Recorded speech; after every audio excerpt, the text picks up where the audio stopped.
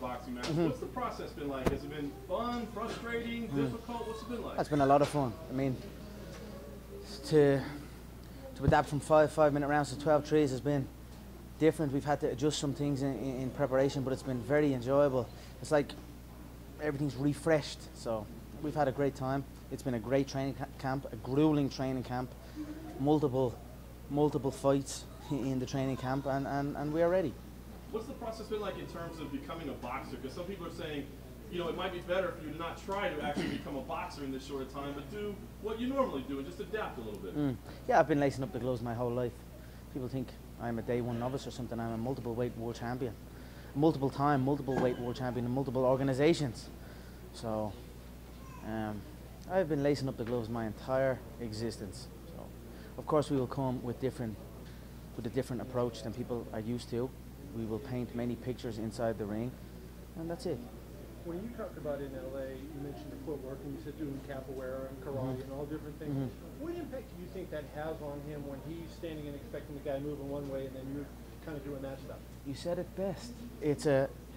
It forces a man to react off of my creation. He is not creating his own setup. It is simply he is reacting. So when you're reacting and not creating, you're in trouble. And then factor in with the punch power and the precision.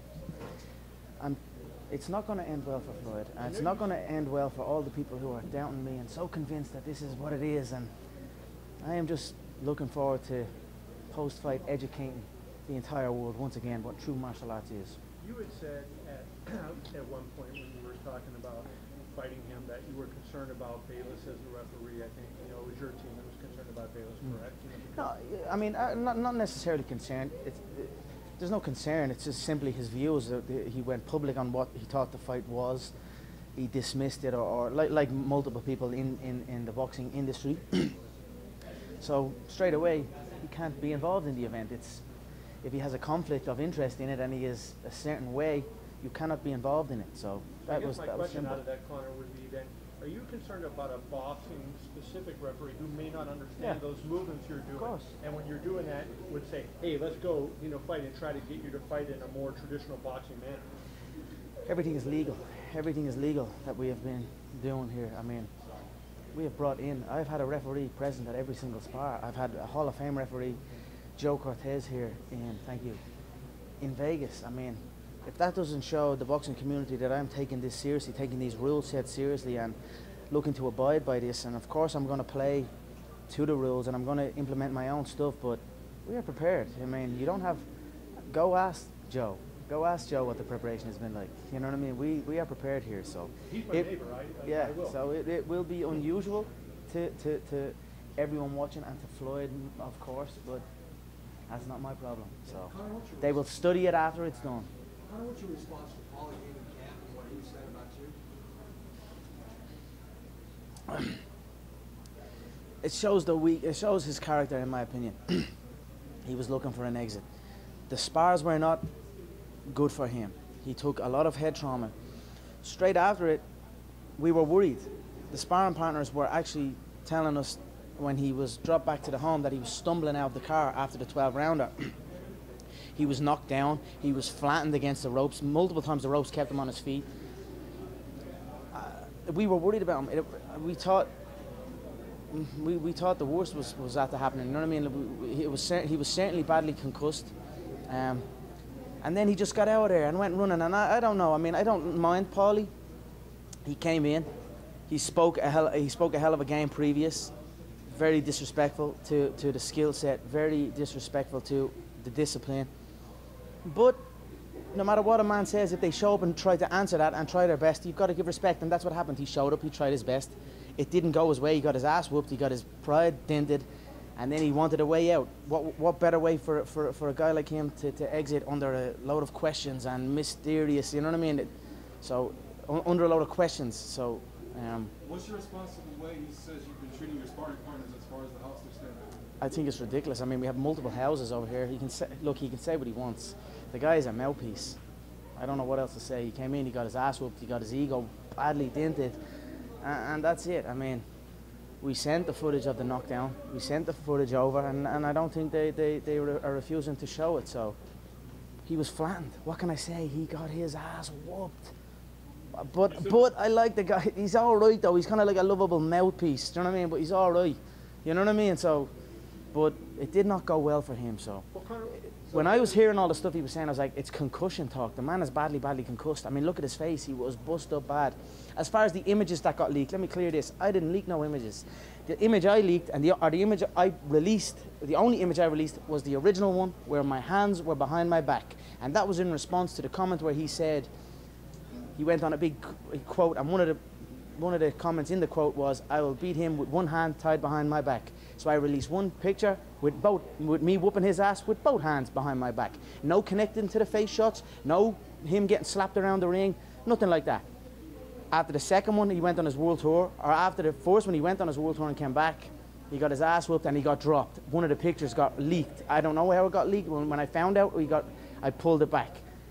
Obviously, the internet's the internet. It blew up, and then he had such an ego about it and so much pride, and then he went running. But it worked out perfect for him because he didn't want to show up and go again. He couldn't. It's just it wasn't in him. So that's it. It worked out great for him. He got to exit under a cloud of questions and exactly what a mouth like him wants. So that's that.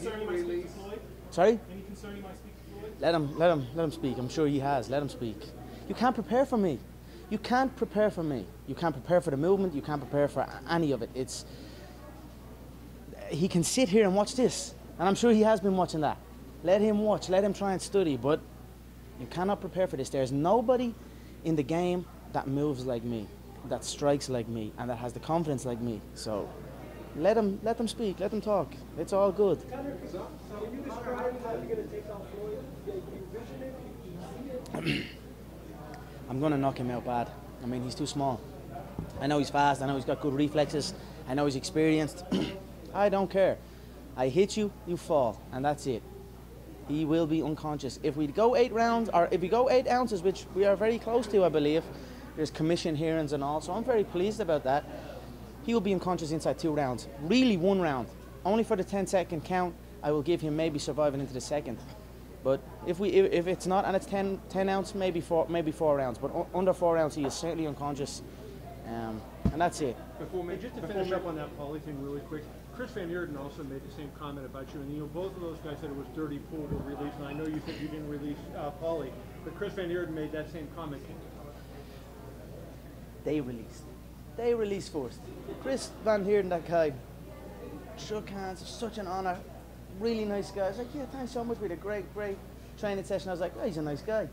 And then interviews start getting happening. And then they go on these world tours and, oh, he wouldn't beat nobody in the 147-pound division. And I'm looking at this guy like that. And I'm like, wait, what? What kind of shit is that for him to say? He's just been saying it was an honor, and then there's a mad interview going out. And then I'm like, we had the recordings. I'm like, let me see that. Because I actually hadn't even seen this far back yet at that stage.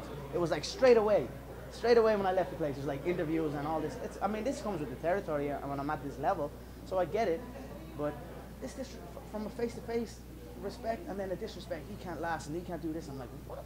And I asked to be shown the rounds. Went back and looked at the rounds, and I'm watching the boy get his head slapped around. We released like 8 minutes of footage of him getting lit up, and then I don't know what to say. Look, it comes with the territory. At the end of the day, I'm the one in here fighting. I'm the one in here doing it. But before most here. I don't believe so. I don't. If anything, if we're solving it's stubble. That's the problem, right? For me, stubble and a bald head. No, they haven't. I mean, if they do, I don't give a fuck about that. I don't think so. But we'll see.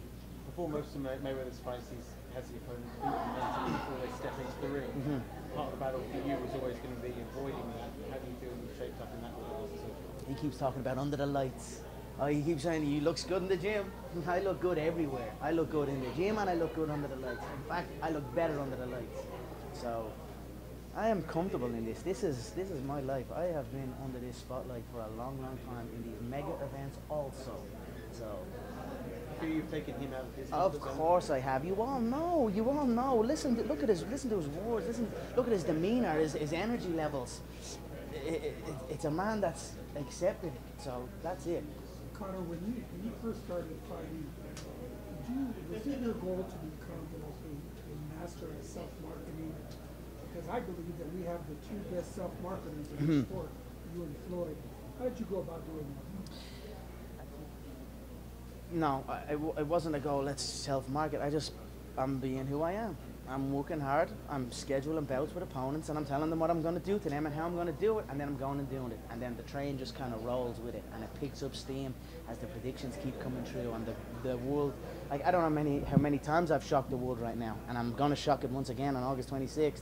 So with that makes me the greatest self-marketer, or whatever you call it, but it's just simply me doing what I'm doing. Scheduling bouts, telling them exactly how I'm going to do it, in what round, and then it happens, and then wow, shock, and then on to the next one. And this one is supposedly the big one. Wait till you see when he falls, how you all write him off after this, and it just, he becomes like Aldo. Aldo was him at one stage, then he just becomes nothing, and it's just another day for me. It's just something I'm used to seeing. I'm used to the way people react to me coming into a fight. I don't know how many times they've labeled me a joke. He's a joker. What's this? What way is he moving? What way is he hitting? What way is this? He doesn't stand a chance. And then the poor guy who's in there that faces me has to deal with it. And then he's unconscious. And then on to the next one. And then there's more questions and more doubts. And this will just continue until I call it a day. When you say they, like, you know, I remember the auto fight. I think there was, you know, maybe slight edge to him, but a lot of people were picking him in that fight. So, like, who in that fight? I know most people are picking Floyd in this fight, but in that fight, who? We're talking about a 10-year undefeated run, and the only featherweight champion in the world. I know, like I said, it's easy to look past it now because it's done, and Aldo's been slept in 10 seconds. It's actually. It's like your brain can't even realize what way you were thinking before that, because it's just, that was nothing, and then it becomes nothing to everyone. It's like, it's impossible. It's impossible until it gets done, and when it gets done, it's the most easiest thing, and everybody can do it. I'm just used to hearing it. I'm used to feeling the energy about it, and then I'm used to seeing what happens to everything after. How big of a deal is his age? You said you watched that workout yesterday and saw it. Hey Fight fans, it's Michelle Joy Phelps, and if you haven't already subscribed to my YouTube channel, make sure you go ahead and do so by clicking right here.